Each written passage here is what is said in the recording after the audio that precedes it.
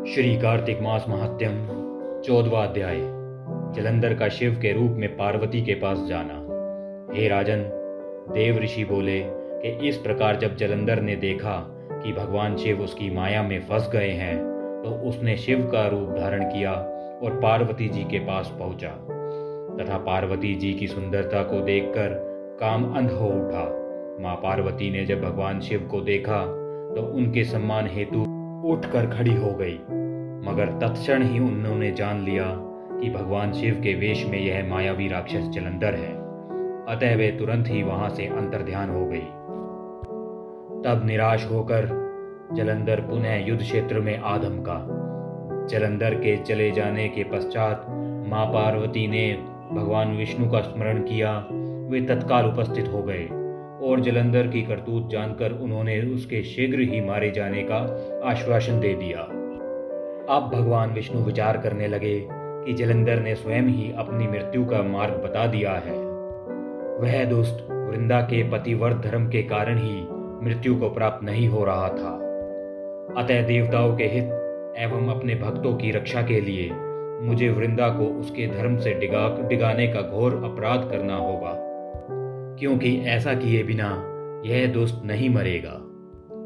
इसने पार्वती जी पर कुदृष्टि डालकर अपनी पतिव्रता पत्नी के प्रति भी घोर अपराध और विश्वासघात किया है। इसे दंड मिलना चाहिए। उधर भगवान शिव और जलंधर में फिर से भयानक युद्ध होने लगा। विष्णु द्वारा वृंदा का धर्म भ्रष्ट करना। इतनी कथा सुनकर राजा पृथु ने बड़े ही विनती भाव से महर्षि नारद से पूछा कि हे मुनीश्वर, भगवान विष्णु तो धर्म और मर्यादा को दृढ़ करने वाले हैं, फिर उन्होंने वृंदा का धर्म नष्ट करने की बात कैसे सोची? और कृपया कर यह भी बताइए कि आपने जलंधर को माँ पार्वती की ओर क्यों आकर्षित किया? यह प्रश्न सुनकर तत्वज्ञानी नारद जी ने कहा कि हे राजन, देवताओं को परास्त कर तीनों लोकों पर अपना राज्य कायम कर जलंधर अहंकार से भर गया था और धर्म की सारी मर्यादाएं तोड़ रहा था। इसलिए उसकी मृत्यु आवश्यक समझकर मैंने उसे भगवान शिव से युद्ध करने के लिए प्रेरित किया।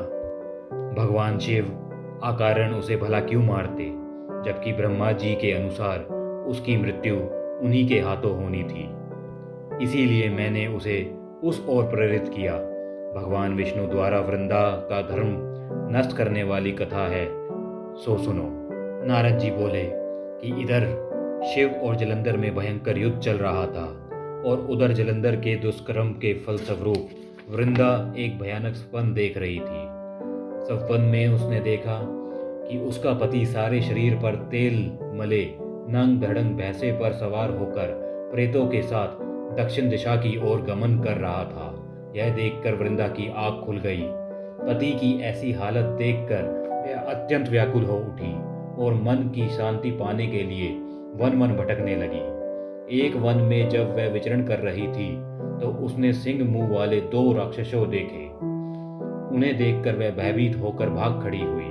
भागते भागते वह एक दूसरे स्थान पर आ गई, जहां उसने एक तपस्वी और उसके शिष्य को देखा।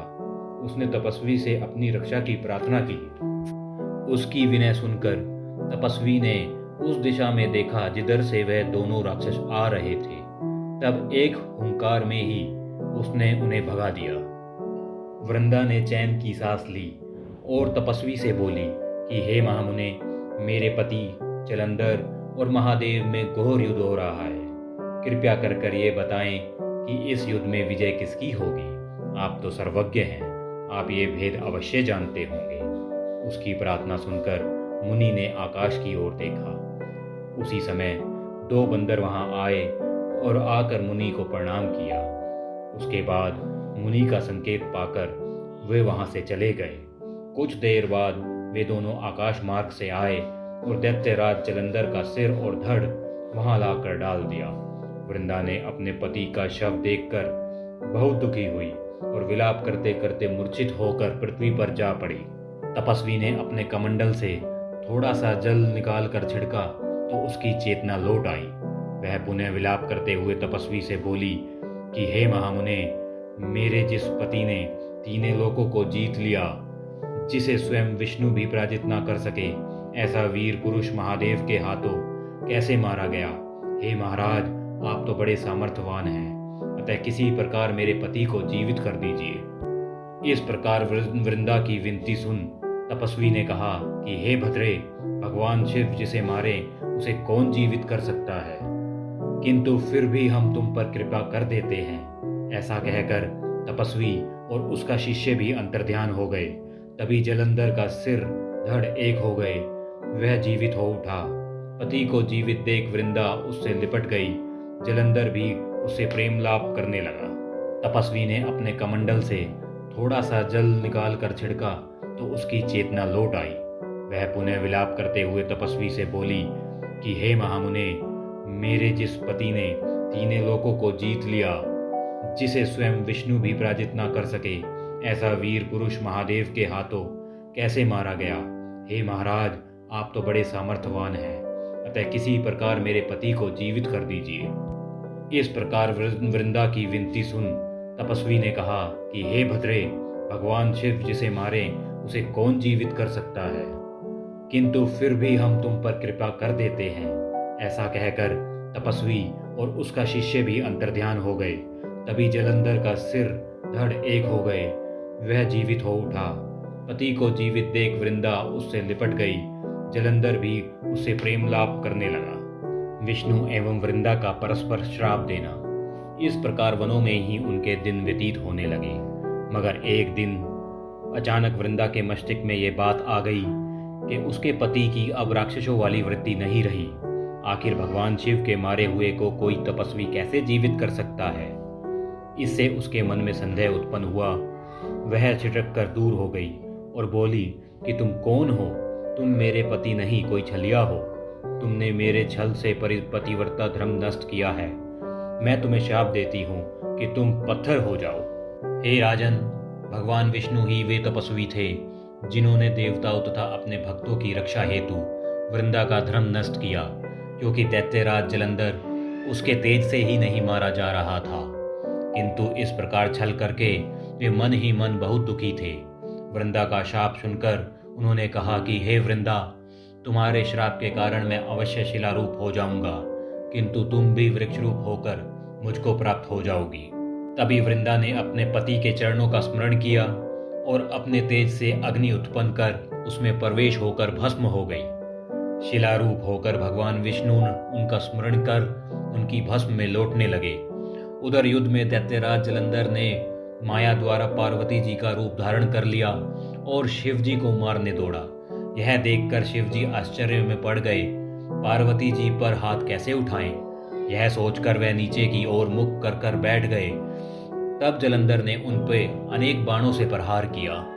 इस प्रकार शिव जी को राक्षसी माया से ग्रस्त देखकर भगवान विष्णु तुरंत ही वहां आए और शिव जी को उसकी राक्षसी माया का बोध कराया।